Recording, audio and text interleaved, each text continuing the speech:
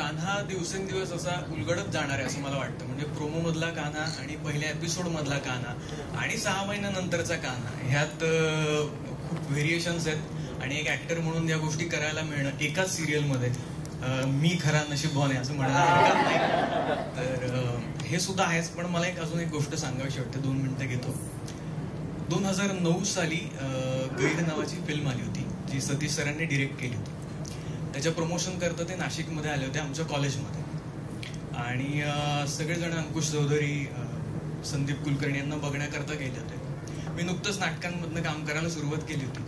मी सतीश सरांसाठी गेलो होतो.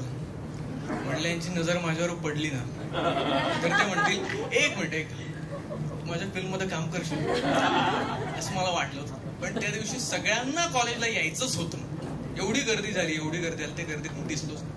पण संध्याकाळी त्याचा प्रीमियर होता नाशिकमध्येच. तर प्रीमियर करता मी पण गेलो. पण तिकीट्स मिळाली नाही तेव्हा. हाऊसफुल शो होता तो. आणि त्या गर्दीत सतीश सरांशी जाऊन बोलणं वगैरे या सगळ्या गोष्टी शक्यच नव्हत्या. आणि मग मी आणि माझा मित्र असं निराश झालो आणि तिकडनं निघालो. तर सतीश सर आणि अंकुश सर कॅफेटेरियात बसले होते. फक्त दोघंच होते, बाकी सगळे लोक आतमध्ये फिल्म बघत होते. म्हटलं आता जाऊ, आता यांची नजर पडणार म्हणजे पडणार. तर बघता क्षणी विचारतील एक मिनिट काम करशील माझ्या फिल्ममध्ये. पण तसं गंमत अशी झाली, मी गेलो जवळ. मी सांगितलं सर तुम्ही आमच्या कॉलेजमध्ये आला होतात पण अनफॉर्च्युनेटली मला आता काही तिकीटं मिळाली नाही.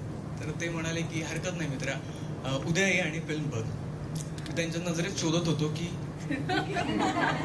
पण त्यांच्या नजरेत मला तेव्हा हेच दिसलं की निघू शकतोस आता. ते मी वाचलं आणि मी निघालो. त्यानंतर जवळपास म्हणजे आता त्या गोष्टीला झाले 10, 12, 15 वर्ष काही. 10, 12, 15 वर्ष आजोबा लपंडाव मी खेळलो. आणि त्यातनं आत्ता मी नशीबवान ठरतोय की या एका स्टेजवर जुळून आलो. Thank you so much.